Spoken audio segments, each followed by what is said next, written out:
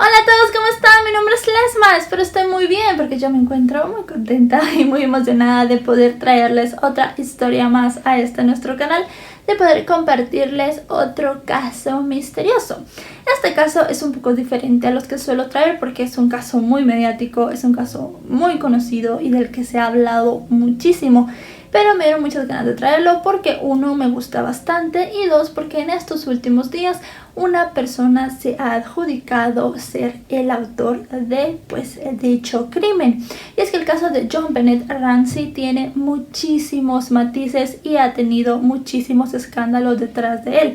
Desde las acusaciones a sus padres de abuso infantil hasta la acusación hacia su hermano, pasando por muchísimos sospechosos más en el área. Todo lo que ha traído en 22 años la historia de esta pequeña reina de belleza encontrada en su casa ha sido por demás misterioso.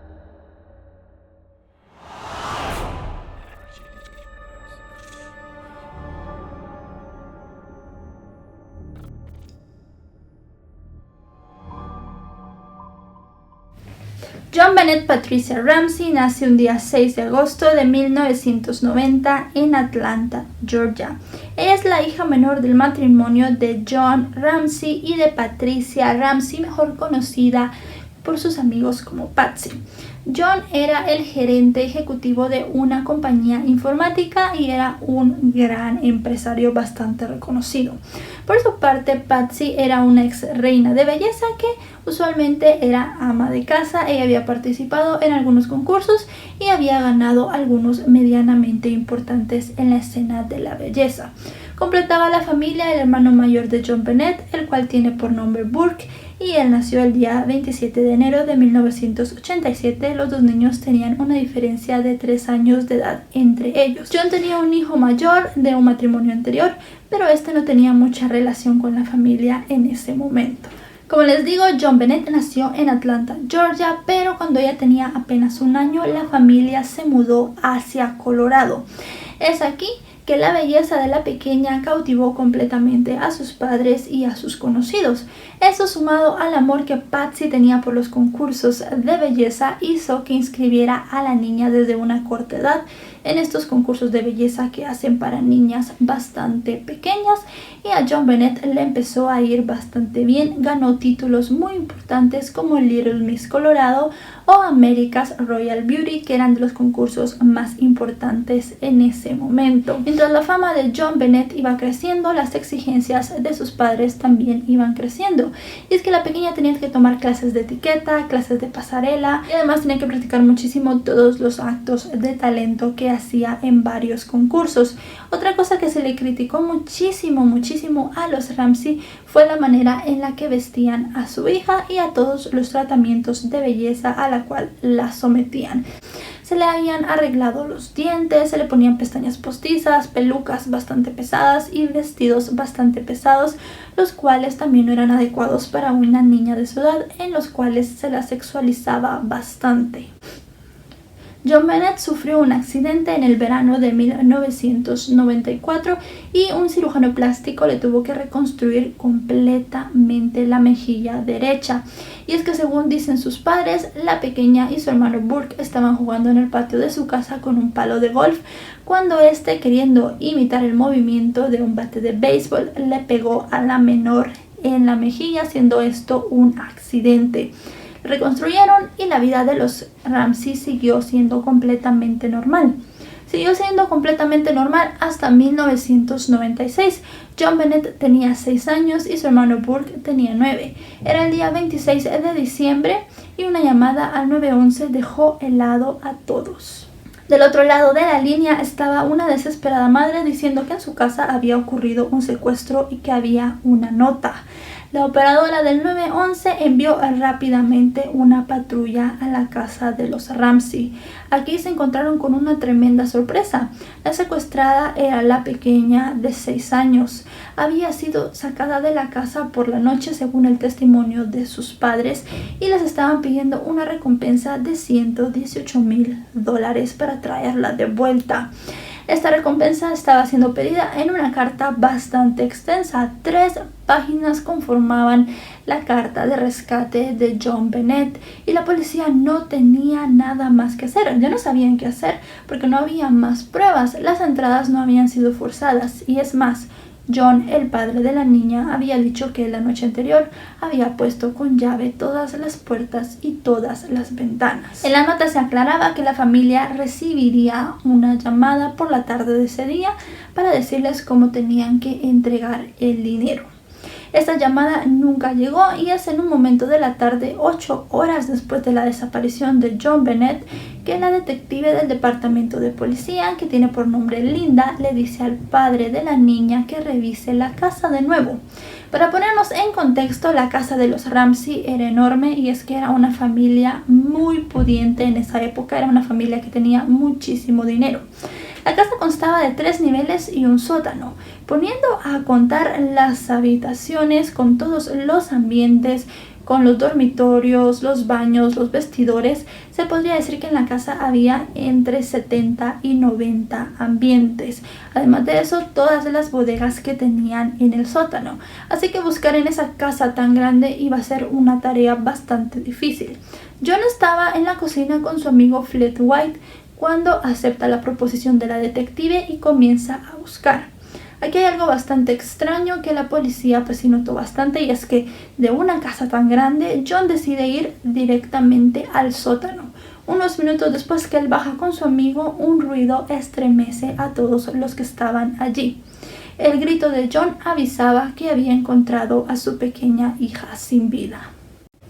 Desde el momento en que John encuentra a John Bennett, las cosas empiezan a torcerse, y es que como la encontró él y no la policía, se contaminó muchísimo la escena. Él dice que la niña tenía cinta adhesiva en la boca y él vino y se la quitó.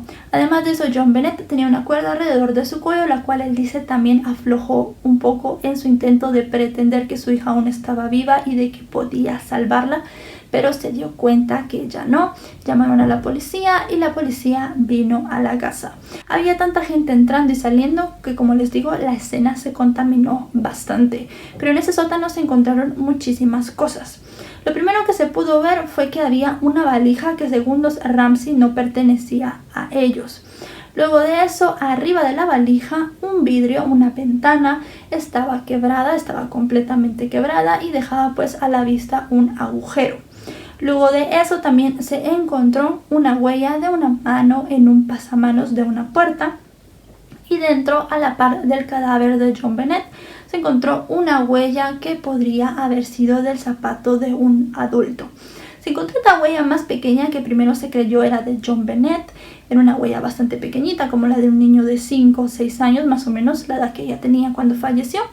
Pero la niña había sido encontrada descalza, así que no se le dio muchísima relevancia a esto.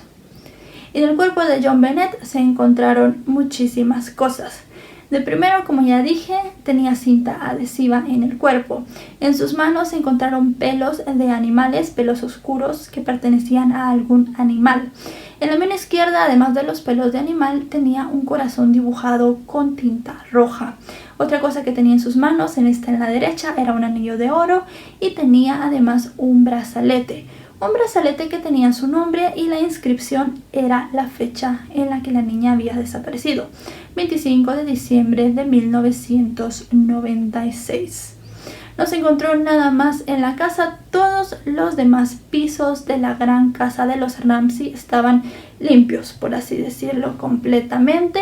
Todos menos el de la pequeña, en donde se encontró un oso de peluche que estaba vestido de Santa Claus, que según los padres ellos nunca habían visto. Lo primero que tienen que hacer es realizar la autopsia en el cuerpo de la pequeña. Se encuentran bastantes marcas, bastantes quemaduras en el cuerpo de la niña que se cree se hicieron con una pistola paralizadora. Además de eso, no se puede determinar la hora de la muerte, a pesar de que los peritos tenían muchísimas herramientas para hacerlo. Dijeron que por el movimiento del cuerpo y otros factores prefirieron no determinarlo. Lo que sí obviamente se pudo determinar muy bien fue la causa de la muerte de la pequeña, la cual fue estrangulamiento con traumatismo cráneoencefálico. Tenemos que tener en cuenta que cuando se empezó a estrangular a John Bennett, los forenses determinaron que ella todavía estaba viva. Esto nos va a servir mucho para una teoría que viene más adelante. Otra cosa que se pudo determinar es que la niña tenía bastante afectada su zona vaginal, tenía bastantes heridas en ella, pero no eran heridas del momento, había heridas que ya eran bastante viejas. Supuestamente su madre la había llevado al ginecólogo por una irritación vaginal que la niña había tenido cuando estaba tomando un baño de burbujas, así que esa fue la explicación que se dio para esto. Se pudo sacar del cuerpo de la menor una muestra de ADN que también sería de vital importancia durante todo el caso. La niña además en su ropa interior tenía algunas manchas rojas y orina en ella. Ahora bien, hay que empezar a determinar quién lo hizo. La policía tenía que empezar a determinar quién lo había hecho, pero no tenían sospechosos y los Ramsey lanzan una recompensa de $100,000 para cualquier persona que pueda dar información sobre la muerte de su hija. Sabemos que han pasado 22 años y este es un caso hasta el momento sin una resolución oficial. Vamos a repasar todos los, por así decirlo, sospechosos que hubo y todas las teorías que hay alrededor de la muerte de la pequeña Joan Bennett. Primero se llegó a pensar que era un intruso, pero había aquí cosas bastante extrañas sobre si era un intruso o no. El pedazo de ventana que estaba quebrado, la pequeña ventana que estaba quebrado, según los investigadores, tenía telas de araña encima. Unas telas de araña que si supuestamente alguien hubiera entrado a la casa, se tenía que haber llevado con él o con ella. Otra cosa que en ese momento dijeron era que ellos no creían que un adulto de tamaño promedio pudiera pasar por esa ventana. Algo que se desmintió un poco después porque un detective llamado John Smith pudo pasar a través de la ventana y así se determinó que un hombre americano promedio, de estatura promedia, sí que podía pasar por allí. Alguien más alto tal vez sí no hubiese podido. Se empezó a pensar que la persona que pudo haberse llevado a Joan Bennett tenía que conocer muy bien la casa, porque sacar a la niña de su habitación y llevarla hasta el sótano sin que nadie se diera cuenta, sin hacer el mínimo de ruido, era algo bastante extraño. Tenía que ser alguien que llegara directamente allí y supiera dónde pasar para que ni los padres, ni el hermano, ni otras personas que pudieran haber en la casa los vieran. Con esta teoría se empezó a pensar en los empleados de los Ramsey y una empleada que salió a la luz era una mujer de nombre Linda Hoffman. Linda Hoffman tenía muchísimos años de trabajar como cuidadora y como ama de llaves de los Ramsey. Según Patsy, ella unos días antes les había pedido un crédito, pero su esposo John no se lo aprobó y creía que el móvil pues era obviamente el dinero. La policía no creía mucho que hubiese sido Linda Hoffman porque ella no entraba en el perfil que ellos tenían. Estaban buscando un hombre entre 25 y 40 años y que fuera un depredador sexual, y ni Linda ni su esposo encajaban en este perfil, pero sí que se les tomó pruebas del cabello, se les tomó pruebas de su escritura y además de eso pruebas de sangre, y todas estas pues dieron negativo. Lo que sí hizo Linda fue declarar ante un juzgado por más o menos 8 horas y en esta declaración ella dijo que sospechaba de Patsy. La teoría de Patsy y la familia la veremos más adelante. Otra persona que se vio como persona de interés fue un pedófilo llamado John Markar. Este hombre era un profesor de colegio y se le detuvo en 2006 en Tailandia por varios cargos de pornografía infantil. Cuando se le detuvo, él dijo que él había estado cuando Joan Bennett murió, que la había visto morir. La policía empezó a investigar, pero su declaración nunca fue para nada clara y además de eso había muchas inconsistencias en su relato. La inconsistencia más grande era de que él dijo que había recogido ese día a Joan Bennett del colegio y que se la había llevado, pero la niña ese día no había asistido a clases. Otra cosa es que cuando sucedió el crimen él estaba con su familia en Atlanta, Georgia, y era imposible que estuviera en Colorado para cuando Joan Bennett desapareció. Así que se determinó que era una persona que solamente quería fama por ese momento. Otro hombre de interés era Bill McReynolds. Con Bill hubo más pruebas que con las dos personas anteriores. Recuerden que John Bennett tenía un anillo, un brazalete y en su habitación había un oso de peluche con vestido de Santa Claus, el cual sus padres dijeron ellos nunca habían visto. Y es que Bill McReynolds era un hombre que para ganarse un dinero extra durante Navidades se vestía de Santa Claus para fiestas infantiles o fiestas familiares. En 1995 y 1996, la familia Ramsey lo había contratado para que fuera el Santa Claus de su fiesta de Navidad, la cual ellos daban en su casa. También aquí concuerda mucho el hecho de que la persona, el intruso, conocía muy bien la casa de los Ramsey. Bill McReynolds y la pequeña John Bennett tenían una muy bonita relación porque ella todos los años le regalaba un tubo de brillantina dorada, los cuales él todavía tenía en su casa para cuando la pequeña había muerto. Otra cosa que es que John Bennett recibió en esa fiesta, pero no quiso decir quién se lo había dado, una pequeña carta que decía que el día después de Navidad iba a recibir un gran regalo. Un gran regalo que según muchos puede ser el anillo y el brazalete que la pequeña tenía, que se los habría dado Bill McReynolds, según la teoría, antes de asesinarla. También se investigó a la esposa de Bill, ya que ella era desarrolladora de juegos y estaba desarrollando un juego en el cual se tenía que encontrar a una niña que estaba escondida en el sótano, un juego bastante parecido a lo que le había pasado a John Bennett, pero tanto Bill como su esposa dijeron que no serían capaces porque Bill le tenía mucho cariño a la pequeña y además de eso su hija menor había pasado por un episodio de secuestro donde había visto cómo violaban a su mejor amiga, así que no serían capaces de hacer pasar a otro niño por este trauma.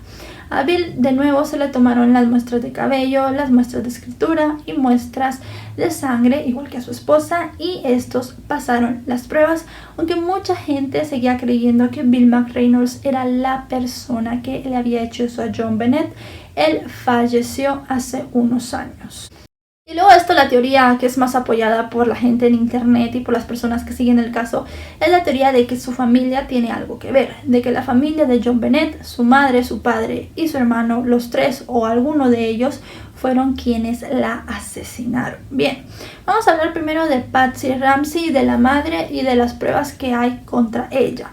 La prueba más grande que puede haber es la carta donde se pedían los $118,000. Cuando se comparó hace unos años la escritura de Patsy Ramsey con la escritura de la carta, se vio que había muchísimas similitudes. Se encontraron al menos 200 similitudes en la letra tanto de Patsy como de la supuesta persona que había escrito la carta. Otra cosa que se encontró en la casa fue que fue escrita con folios de papel que estaban dentro de la casa que pertenecían a la familia, y además de eso con lapiceros Sharpie que ellos tenían un bote completo en la sala de la casa. Patsy empezó a decir que tal vez la nota había sido escrita dentro de la casa y que por eso habían usado ese bloc de hojas que ella tenía y aparte los lapiceros que también ella tenía. Pero resultaba bastante bizarro el hecho de que una persona entre a tu casa, tome a tu hija, la lleve al sótano, que mientras esté ahí te escribe una carta, te la deje en las escaleras y la mate y luego salga sin que nadie se dé cuenta. Es muy raro. Otra cosa que también podría inculpar un poco a Patsy es que cuando ella llamó al 911 no utilizó el lenguaje que usualmente suelen las madres usar. Usó un lenguaje pasivo y lo vieron los investigadores más que todo en la frase que ella dice: tenemos un secuestro. No dice han secuestrado a mi hija ha sido secuestrada, le pasó algo a mi hija, sino que se resume a decir tenemos un secuestro. Algo que es bastante extraño también es que usualmente las víctimas, los padres, los familiares de las personas no suelen ellos colgar la llamada, sino que es la persona que está del otro lado, el operador del 911, quien se mantiene allí hasta que llega la policía o le cuelga a la persona hasta que ella le dice que está a salvo y que la policía va a llegar. En este caso, Patsy fue la que colgó y dejó el teléfono mal colgado. Dejó el teléfono mal colgado y se escuchó un audio que no le inculpa a ella, pero que sí inculpa a uno de los miembros de su familia. Esto lo veremos cuando hablemos de esa persona. Luego de eso se dijo que el padre de John Bennett era quien la había matado. Recuerden que John Bennett tenía bastantes heridas vaginales cuando se le realizó la autopsia, heridas que supuestamente habían sido hechas mucho antes de su muerte. Se empezó a creer que John abusaba de la pequeña niña. Se pensó mucho en John porque él fue el que descubrió el cuerpo y realmente, como les dije antes, fue muy extraño que de la cocina él se moviera directamente al sótano teniendo una casa tan grande. Si fue una coincidencia que va a seguir a John por el resto de su vida. Y la última teoría en cuanto a la familia es que quien mató a John Bennett fue su pequeño hermano Burke.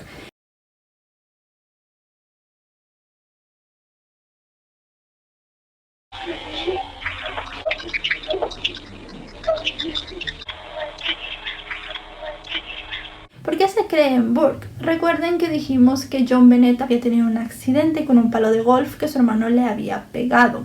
Además de eso, Burke se caracterizaba por ser un niño bastante violento. La teoría mayor se tiene así. Did you hit your sister over the head with a baseball bat or a flashlight? Absolutely not. Los niños estaban comiendo piña porque se encontró en el estómago de John Bennett trozos de piña, la cual era la fruta favorita de ambos. John Bennett toma unos trozos de fruta del tazón de piña con leche de su hermano y este se molesta. Viene, toma una linterna que tienen ellos en la cocina y le pega en la cabeza provocándole la muerte de manera accidental. En la linterna, cuando se analizó, no se encontraron restos de ADN ni de John Bennett ni del pequeño Burke. Otra cosa bastante extraña de la teoría es que la pequeña John Bennett, como se dijo en la autopsia, había sido estrangulada antes de morir. Entonces, si fue Burke la persona que la mató, realmente no fue un accidente. Se llegó a creer que él se había enojado mucho y empezó a estrangular a su hermana, luego le pegó, la encontró muerta, sus padres se dieron cuenta y empezaron a idear un plan para encubrirlo, que fue el secuestro.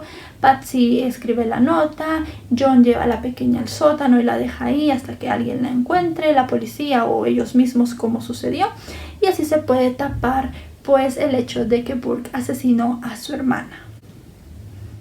Algo que no se puede probar realmente en esta teoría de Burke es que el arma asesina nunca se encontró. No se sabe dónde está y se había registrado ya la basura de los Ramsey, así que pues probablemente tendrían que haberla ido a tirar a un lugar muy lejano. Lo que sí está 100% seguro es que la linterna no fue porque no se encontró rastros de ADN de ninguno de los dos niños. Sí había huellas de Patty, sí había huellas del padre, que eran quienes la habían usado, pero no había rastros de nada más. También no se puede explicar el oso de peluche que nadie había visto, el anillo que portaba John Bennett y el brazalete con su nombre y la fecha. Mucha gente cree que fue un regalo de sus padres ese día y que para inculpar a alguien más o hacer el caso más misterioso y que nadie se fijara en su hijo, dijeron que ellos nunca habían visto esas cosas, pero tampoco hay ningún recibo de ninguna joyería que diga que John o Patsy compraron ese tipo de joyas para su hija. Luego de muchos años, un juez absolvió a la familia de John Bennett y los dejó fuera de toda investigación por la muerte de la niña.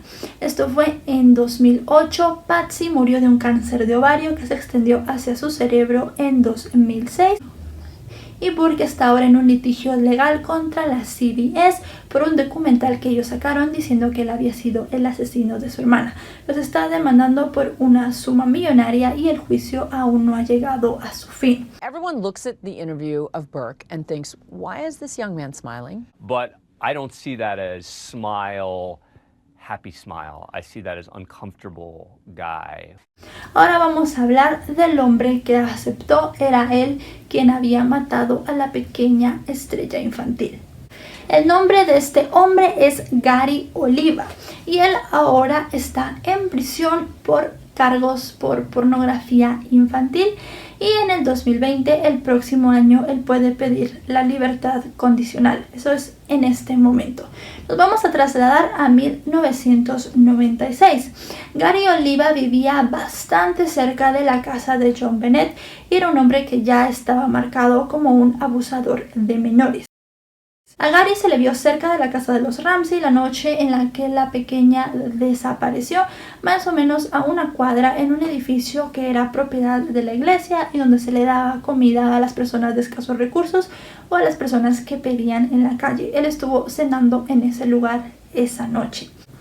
Además de eso, su amigo Michael Bale dijo que la noche en la que John Bennett falleció, este hombre, Gary Oliva, lo había llamado, ya que eran muy buenos amigos, y le había dicho que le había hecho daño a una niña pequeña, pero no le dio más detalles. Él comunicó esto a la policía y a Gary Oliva se le hizo una prueba de ADN donde se confirmó que el ADN encontrado no era de él y se le descartó del caso. Mucha gente dijo que la escena estaba tan contaminada que las pruebas de ADN en el caso de John Bennett no podían ser utilizadas como pruebas importantes o como pruebas completas y totalmente buenas, porque podrían ser de cualquier persona.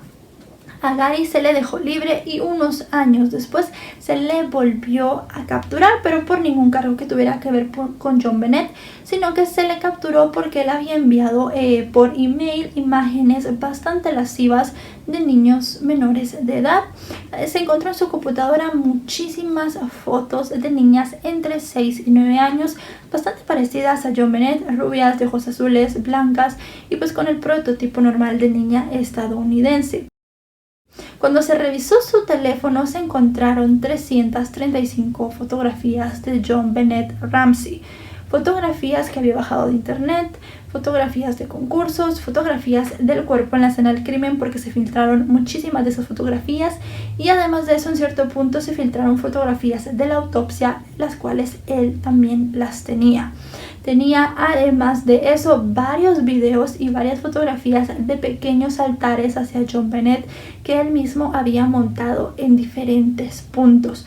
Otra cosa que se encontró fue un poema llamado Oda a John Bennett, el cual era bastante repulsivo, pero no había nada que lo siguiera ligando al caso de la niña, así que se determinó que solo era una persona que estaba obsesionado con ella. Y empezó a cumplir su condena en la cárcel por las fotografías de niños que había enviado. Fueron pasando los años y él se siguió comunicando con su amigo Michael Bale a través de cartas. En la última carta que le escribió le dijo que podía pedir la condicional el próximo año, y es aquí que supuestamente Michael Bale decidió dar a la luz pública las cartas que este hombre le había escrito, y en esas cartas él aceptaba ser el asesino de John Bennett Ramsey. Él dijo que la había visto morir y que todo había sido un accidente, que él realmente no la quería matar. Le dijo a su amigo que era un asesino y que tenía una enfermedad que no podía ser curada. Según Michael Bale, él mandó las cartas al departamento de policía que está llevando la investigación de John Bennett Ramsey, y estos en un comunicado dijeron que sí, que tenían las cartas y que estaban pues investigando. Lo que es muy extraño en todo el caso es el hecho de que la carta del rescate no pudo ser escrita por este hombre. Gary Oliva no fue la persona que escribió esta carta. Al comparar la caligrafía que él tiene en las cartas de su amigo con las de la carta de rescate, son completamente y totalmente diferentes. Se cree en un 90% que la caligrafía era la de Patsy Ramsey, pero como les digo, la familia fue absuelta completamente y este hombre tiene una confesión. Además de la confesión, fue situado cerca de la escena del crimen y se ve que estaba total y completamente obsesionado con la niña. Las preguntas aquí son: ¿cómo entró a la casa? ¿Cómo sabía cuál era la habitación de John Bennett? ¿Y cómo sabía dónde estaba exactamente el sótano y dónde estaba exactamente ese pequeño cuadro, ese pequeño vidrio que había sido roto unas semanas antes por el padre de la pequeña? Se investigará y se verá si se puede someter a Gary Oliva a un detector de mentiras. Lo que sí sabemos es que era un hombre que estaba obsesionado con esta pequeña. Si él la mató o no, ya la policía tendrá que determinarlo. Obviamente, contra la familia hay muchas pruebas y es la versión que se sigue creyendo hasta el día de ahora. Bueno, chicos y chicas, hasta aquí el video de hoy. Es un video bastante largo, bueno, más largo de los que yo suelo hacer, pero había muchas cosas que explicar. Lo de Gary Oliva es bastante increíble, es bastante interesante también, porque él sí estuvo cerca de la casa de los Ramsey esa noche, estaba obsesionado con John Bennett y era una persona que abusaba sexualmente de niñas muy parecidas a John Bennett. Lo que queda como cabos sueltos es uno, la nota, porque la nota creo que realmente no la escribió él, y además de eso, cómo entró a la casa. Eso fue lo más extraño de todo, ya que No sabemos si él podría haber entrado por la ventana que estaba rota y además de eso, cómo conocer la casa para ir exactamente al dormitorio de John Bennett sin que nadie se diera cuenta. Muchos cabos sueltos en el caso. Como les digo, la familia fue exonerada, así que ya no se la puede acusar de nada. Seguramente Burke ganará la demanda contra CBS y se volverá multimillonario. Nosotros, entre tanto, esperaremos a ver qué dice la policía sobre este nuevo hombre.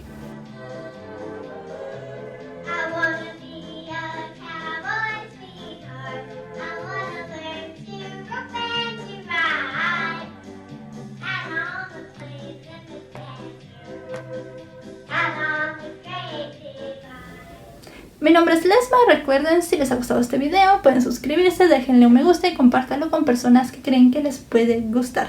Nos vemos hasta otro caso. Adiós.